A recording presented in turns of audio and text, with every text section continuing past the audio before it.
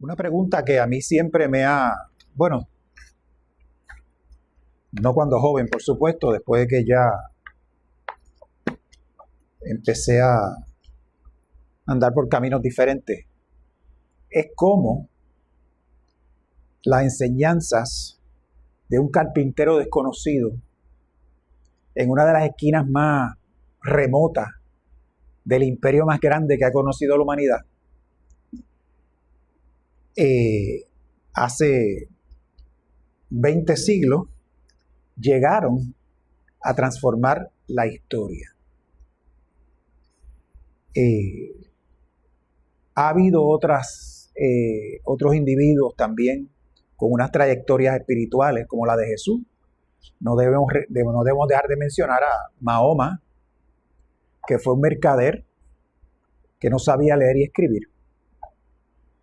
Y Siddhartha Gautama, mejor conocido como el Buda, que fue alegadamente un príncipe que cuando se dio cuenta cómo era la vida realmente, decidió abandonar todo privilegio que tenía para dedicarse a una búsqueda espiritual. Ninguno dejó nada escrito, porque posiblemente el único que sabía escribir era el Buda. Siddhartha Gautama, ninguno de los otros dos sabía escribir. Sin embargo, hoy en día tenemos un montón de obras escritas sobre ellos, pero las escribieron otros. Y en muchos casos cientos de años después que estos personajes pasaron. Así que lo que conservamos en realidad son palabras que fueron transmitidas de generación en generación, de grupo en grupo, en reuniones, alrededor de un fuego en el medio de la noche en el desierto, luego de la cena en algún lugar. Y por supuesto, todos sabemos que estas historias que se van haciendo, se van adaptando a las circunstancias, se van adaptando al tiempo en que vivimos, hasta que alguien decidió sentarse y empezar a escribirla. Más tarde se recopilan y se juntan. Y eso es lo que nos llega a nosotros hoy. Sin embargo, no. Sabemos que alrededor de todos esos volúmenes de obras escritas e interpretaciones, surgen muchas religiones, muchos movimientos que supuestamente se dejan llevar por las enseñanzas de estos maestros, según recopiladas por sus seguidores muchos años después. Y claro, dejaron innumerables interpretaciones de amor, de justicia, de servicio, pero también dejaron muchas, se utilizaron para justificar atrocidades, violencia, dominación y exclusión. O sea que se utilizaron para el bien y se utilizaron para el control político, etcétera, ¿no? Luego de muchos años, mucha gente comienza a culpar a Dios de esto, ¿no? Y si usted ha oído argumentos de personas que no son creyentes, que son ateos recalcitrantes, por ejemplo, y yo conozco varios, ellos se basan en la no existencia, en los escritos que dejaron esos individuos que recopilaron toda esa información y esas interpretaciones.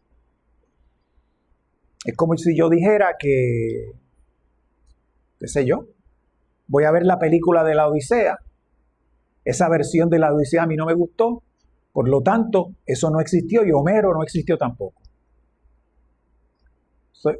Por una interpretación estoy negando un montón de cosas, ¿no? El filósofo alemán Nietzsche se le atribuye haber dicho Dios está muerto.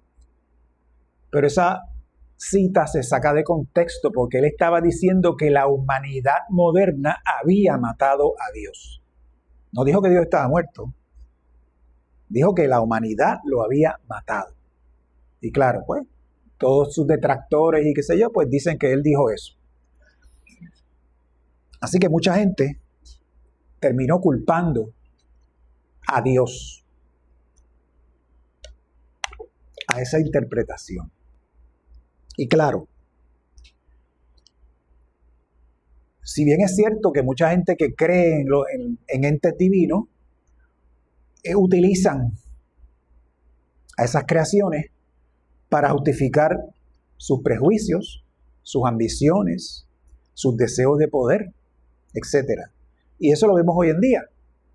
Muchas religiones, muchos movimientos religiosos, especialmente bien conservadores, utilizan lo que alegadamente dijo el profeta o el maestro de su religión para justificar la esclavitud, para justificar la segregación. En Estados Unidos hay movimientos ahora que dicen que, y son gente bien religiosa, que un voto debe ser familiar, no debe ser individual. Y como el hombre es el patriarca de la casa, él es el que tiene el derecho al voto, más nadie. Estamos como que echando para atrás. Bien, ahora surge otra pregunta. ¿Cómo encontramos consuelo en medio de todo eso? ¿Cómo yo voy a encontrar consuelo en un movimiento que predica la exclusión, la violencia, que justifica un montón de atrocidades, masacres en Palestina, en los Balcanes, etcétera? ¿Cómo vamos a encontrar consuelo en todo eso? Aquí hay que volver entonces a Jesús, que es el maestro que nosotros estamos siguiendo, ¿no? Otros volverán a sus diferentes maestros, ¿no? Pero entonces, en el caso de Jesús, ¿qué hizo que el movimiento que hombres crearon en base a sus enseñanzas dominara todo el Imperio Romano con tanta rapidez? Ya que en el siglo III y el siglo IV ya había un movimiento cristiano enorme dentro del imperio, tanto así que Constantino decide no perseguirlos más y alegadamente se convierte al cristianismo personalmente, y más tarde otro emperador hace del cristianismo la religión oficial del imperio. Eso tiene razones políticas que las podemos buscar en la historia, etc. Y claro, los cristianos eran bien diferentes a las personas que vivían en el imperio y tenían unas redes de apoyo, unas redes de comunidades que fueron bien importantes durante esos tiempos en que el Imperio Romano estaba en franca decadencia. Pero bueno, hubo un montón de razones. Pero a mí se me antoja que una de las más importantes era el consuelo. ¿Y por qué el consuelo? El consuelo es algo en aquel tiempo que podía sentir el esclavo, que podía sentir el pobre, el marginado, la mujer. En aquellos tiempos la mujer no tenía absolutamente ningún valor que fuera más allá de que tener muchachos y mantener la familia. No tenía una posición legal. No se le tomaba en cuenta para nada, más que para eso. Y tenía que comportarse de una forma súper recta, que de ahí fue que nosotros heredamos, de acuerdo al cristianismo, cómo se supone que se vista y se porte la mujer y esas cosas. No fue por lo que dijo Pablo y lo que dijo Jesús, perdóneme, fue por las costumbres del Imperio Romano, ¿no? Y todo aquel que vivía atrapado en esa jerarquía rígida que existía en aquel tiempo, sentía un consuelo con las enseñanzas de Jesús interpretadas por sus seguidores, ¿no? En este caso, Pablo. Era el consuelo de saberte amado, el consuelo de saberte que tú eras igual a los demás, el consuelo de descubrir que tu valor no dependía de tu clase social, ni de tu trabajo, ni de tu origen, ni de tu género, ni de cuánto tú tenías. Y ese consuelo también lo podía experimentar todo aquel que tenía poder y riqueza. Porque para mantener ese estatus había que comportarse de cierta forma, había que proyectarse de cierta forma, había que tratar a la gente de cierta forma, porque todo el mundo estaba, ¿verdad?, observando. y se liberaban también de esa necesidad impuesta por la sociedad de comportarse y ser de cierta forma, ¿no? Ellos también podían, aunque tenían poder y riquezas, a mirar a sus sirvientes, a las mujeres, a los pobres, a los esclavos, de manera diferente. Ya no los veían como propiedad, como alguien, como una tuerca dentro de una maquinaria, sino que veían un ser humano, veían una persona, veían a un hijo o a una hija de Dios y sentían una hermandad con ellos porque todos éramos iguales. Y eso era bien importante, un descubrimiento en aquel tiempo tremendo, ¿no?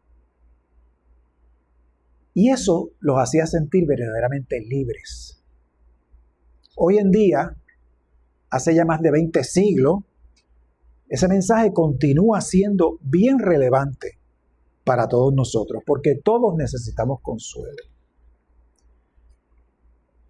Y aquel que se crea que todos esos prejuicios que existían en aquel tiempo no están hoy, miren bien, mi papá me contaba que cuando él se criaba en San Germán, en la década del 30, él quería ser niño escucha. No lo aceptaron en los niños escuchas porque en su casa eran presbiterianos y no eran católicos. Mi mamá, cuando estaba en la escuela católica en Isabela, si te veían pasando frente a la iglesia presbiteriana, te daban un castigo en la escuela porque allí vivía el diablo. Y cuando se casó su hermano, mi padrino, ella entró a la iglesia con aquel susto y vio la ceremonia, vio aquel sitio allí y se dio cuenta que allí pues no había ningún peligro, que todos eran cuentos de camino, ¿entiendes? Pero todavía, por ejemplo, si yo voy a correr para un puesto político y me preguntan algo que tenga que ver con mi religión, yo no tengo que contestarlo. Pero si no lo contesto, me ponen el sello. Y si contesto lo que no es, me ponen el sello también. O sea que esos prejuicios persisten dentro de la sociedad. Bien. ¿Y por qué necesitamos consuelo? Mire, todos nosotros tenemos pérdidas. Desde que nacemos estamos perdiendo cosas. El nacer es perder. Usted está tranquilito allá adentro. No tiene que comer. No tiene que hacer necesidades, no tiene que respirar porque todo va por el cordón umbilical. La temperatura es perfecta. La luz no te molesta, los ruidos tampoco te molestan. Y de repente un día ocurre un terremoto. Tú sales por un túnel apretujado. De repente sales y te ciega la luz. Sientes un frío pelú. Te agarra un tipo por los pies, te mete una nalgada y tú te oyes por primera vez llorando. ¿Qué es esto? Te cortan el cordón. Que algo tú debes sentir cuando te pasa eso, ¿no? Te tiran así en el pecho de tu mamá, tú empiezas a chupar y ahora resulta que todo es un trabajo. Respirar es trabajoso, hacer las necesidades es trabajoso, comer es trabajoso, hay que hacer fuerza para poder comer. Y todo lo otro que perdiste se te olvidó.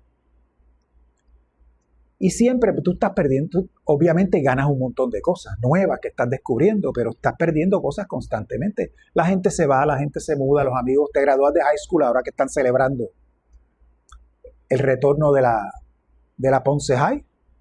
Los amigos se fueron, usted conoció gente nueva, pero la vida está llena de pérdidas chiquititas. Muchas de ellas, otras son grandes, ¿no? Y hay pérdidas que nos parten la vida en dos. Y todas estas pérdidas dejan algún tipo de vacío. Unas más que otras, ¿verdad? Nosotros no podemos escoger ese vacío, ni podemos decidir cuánto nos va a doler. Simplemente pasa. Poco a poco podemos decidir qué hacemos con ese espacio vacío que la pérdida ha dejado. Porque el consuelo no significa que va a desaparecer el dolor. El consuelo significa que tú vas a descubrir que el dolor no tiene que ocupar todo nuestro ser y toda nuestra vida. Y vamos a usar el ejemplo de la tormenta. Todos nosotros aquí sabemos lo que es una tormenta, todos hemos experimentado lo que es una tormenta, un huracán. Y cuando eso viene, zarandea todo y tú tienes que buscar un refugio, ¿verdad? Y quizás muchos de nosotros sentimos que la vida nos zarandea de esa forma, como si fuera una tormenta, ¿entiendes? Así que ese momento puede ser una enfermedad, puede ser una pérdida súbita, se mudó un hijo para Estados Unidos con los nietos, hay una separación, me retiré del trabajo, aunque fue voluntario y todo ese tipo de cosas, y es la edad, pero como quiera es una pérdida. Y aquellos que se han retirado saben lo que es eso, o me quedé sin trabajo, punto. Tengo problemas económicos, tengo una preocupación por alguien que yo quiero mucho, mis padres están enfermos, la vida está llena de eso. Y esas tormentas nos zarandean la vida, pero en medio de toda esa tormenta que está sucediendo allá afuera, hay un ojo. El ojo de la tormenta, que aquí Nadet ha hablado de eso en otras ocasiones.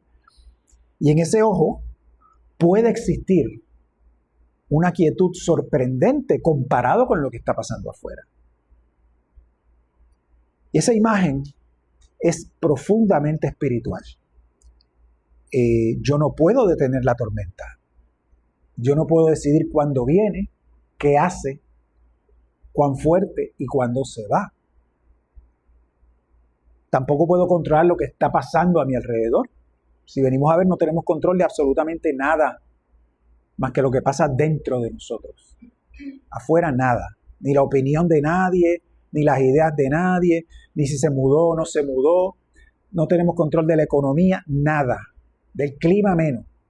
Lo único que tenemos control es qué pasa dentro de nosotros, qué pensamos, qué decimos, cómo actuamos y a veces cómo sentimos. Porque muchas veces eso da un golpe de estado y nos fastidiamos.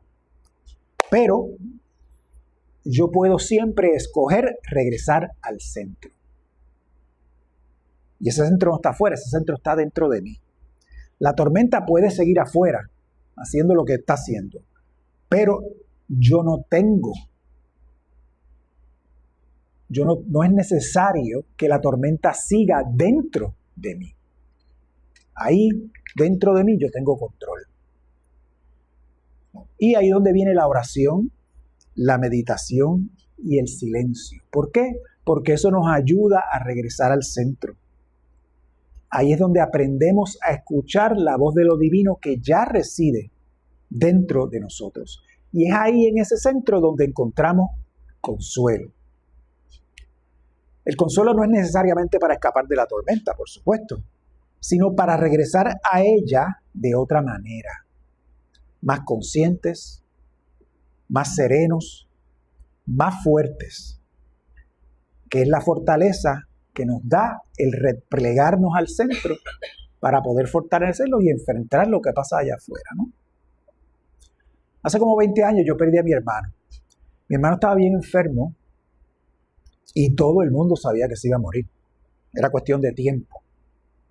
Y el tiempo cada vez era más corto y más corto y más corto. O sea que no fue una sorpresa. Sin embargo, mi mamá, pues obviamente, no es lo mismo esperar algo que cuando llega, ¿no? Los bárbaros están allá afuera, pero cuando te tocan la puerta, eso es otro problema. Y ella se encerró dentro de su dolor de una forma, se encerró en un vacío y ese vacío lo convirtió en su casa. Dejó de compartir con todo el mundo, dejó de ir a fiestas, no puso nada en Navidad por años. Miguel Hernández, el poeta español, lo describe. Cuando se muere su amigo Ramón Sige, él dice: no hay extensión más grande que mi herida. La muerte de su amigo le causa a él un dolor tan grande que no hay nada peor que ese dolor, según le pasó a él en aquella España de la década del 30.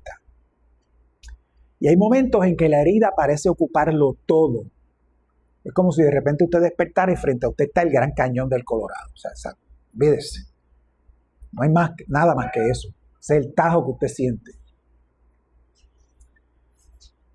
Yo recuerdo tratar de hablar con mami, tratar de decirle, mira, tienes que hacer esto otro, tienes que pensar de esta forma. Ella se molestaba muchísimo, porque ella pensaba que yo lo que quería era que se olvidara de mi hermano. Por más que yo le decía que no era eso, pues obviamente ella no estaba en la posición de estar escuchando cosas. ¿Por qué? Porque el dolor también tiene un territorio sagrado y tiene su propósito. Y consolar muchas veces no es explicar. Eso no te consuela explicar por qué estás sintiendo lo que estás sintiendo.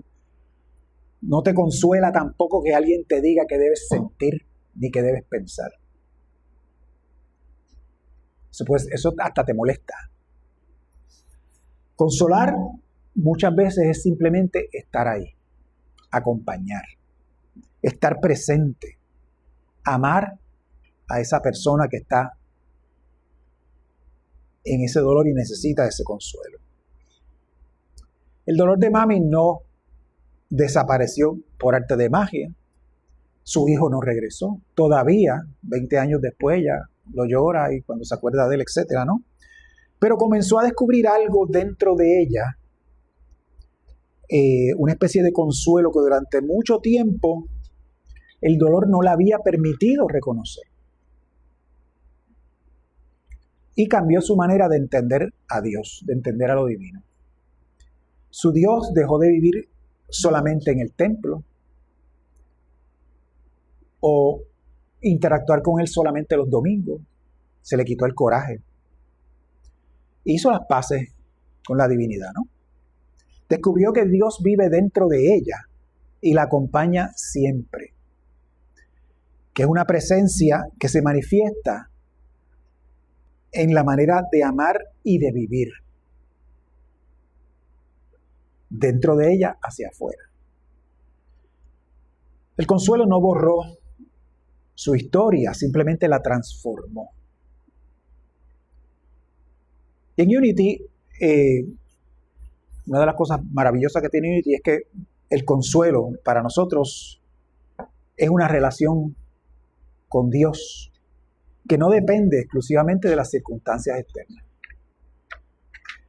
Jesús nos dirige hacia una experiencia interior de la divinidad y hacia el reino, nos muestra el camino hacia el reino que se manifiesta o está presente en nosotros y entre nosotros. No hay que esperar mucho, está aquí, ahora, cuando tú quieras, lo puedes ver. Y podemos tener templos, libros, maestros, y todo eso está bien, todo eso nos ayuda muchísimo. Tener un lugar donde ir, tener un maestro que seguir, teniendo lecturas que leer que son edificantes, pero nada sustituye a la experiencia personal de descubrir que la presencia de Dios está dentro de nosotros. Vayan a cualquier iglesia, la que más le guste. Dios siempre está afuera. Tú te tienes que comportar de cierta forma, tienes que pensar de cierta forma, tienes que sentir de cierta forma, tienes que vestir de cierta forma para que Dios te mire y te eche su bendición y te proteja. Es un negocio. Es un intercambio que yo te doy, tú me das. En Unity no pensamos eso. En Unity ya todo está. Dios vive en nosotros y no tenemos que estar pendientes de esas cosas porque de eso no depende mi salvación. Mi salvación ya está. Punto. Y se acabó. ¿Y qué mayor consuelo de saber que esa divinidad, que ese Cristo, está presente ya en nosotros? Dios no envía tragedias para enseñarnos nada. Las tragedias pasan y son punto. Pero eso significa que el sufrimiento no tiene la última palabra. Aún aquello que jamás hubiésemos escogido, porque nadie escoge sus tragedias, nadie escoge la tormenta, nadie escoge lo que le pasa, ¿no? Pero aún así podemos salir de esa experiencia con mayor conciencia, compasión y fortaleza. La vida va a seguir trayendo tormentas. Que pase una no quiere decir que después no va a haber otra, como los huracanes. Todos los años pueden venir. Siempre estamos pendientes. Vamos a perder cosas, vamos a perder personas que amamos, de diferentes formas, por supuesto. Y yo recuerdo hace poco, mami me decía, Dios mío, vi 2 retratos viejos. Mami decía, Dios mío, toda esta gente se ha muerto. Y yo, mami, seguro si tienes 93. Mientras más viva la gente gente se va a ir. O sea, ella como que no se percataba de eso. Una vez llorando me dice, ay, ya yo no tengo familia, todos mis hermanos murieron, yo soy la última. Y yo serio lo miro y oye, que yo soy de ti. Y ella dice, ay, ¿verdad? O sea que vamos a seguir teniendo tormentas en la vida. Y va a haber momentos, que son la mayoría, que no vamos a poder cambiar lo que está pasando a nuestro alrededor. Siempre podemos regresar al centro, siempre podemos buscar refugio ahí, regresar al silencio, a la meditación. Regresar a la presencia que nunca se ha ido en realidad, porque vive dentro de nosotros. Y allí vamos a descubrir que nunca estuvimos solos. Porque allí dentro, en ese centro, vive la presencia, el Cristo. Ahí está nuestra fortaleza y ahí está el consuelo. La tormenta continúa afuera sin que tenga que continuar dentro de mí. Porque Dios está conmigo, Dios está en mí y yo soy Dios. Mucha gente los lapidaron y los mataron por decir eso. Pero la realidad es que todos nosotros somos Dios. En Él vivo, en Él me muevo y en Él tengo mi ser. Por lo tanto, no reside fuera de mí. No tengo que estar tocando puertas. Ya está dentro de mí. Yo vivo en esa casa. Esa casa es mía. Yo soy esa casa. ¿Ok? Y desde esa certeza yo puedo volver a salir a la tormenta. Enfrentarme a la vida. Enfrentarme a los problemas que hay. Bateando todas las bolas que me picheen. De vez en cuando puedo poncharme. Pero no voy a quitarme. Voy a seguir allí haciendo lo que tengo que hacer, ¿no? No porque la tormenta desapareció, por supuesto, sino porque ya yo no soy el mismo dentro de esa tormenta. Yo soy otra persona porque me retiré al centro y tengo fortaleza, tengo comprensión y tengo todas esas cosas lindas que me da la divinidad dentro de mí. Las reconozco y puedo salir a enfrentarme a la tormenta como una persona diferente. No quiere decir que no vaya a doler, pero me siento más preparado, tengo más fortaleza. Me afecta menos. No que no me afecte, pero me afecta menos. Tampoco pensemos que somos superhéroes o superheroínas que nada nos va a afectar. Todas esas cosas nos afectan. Y está muy bien. Bueno, espero que salgan de aquí con una comprensión mayor de todo esto. Dios los bendice.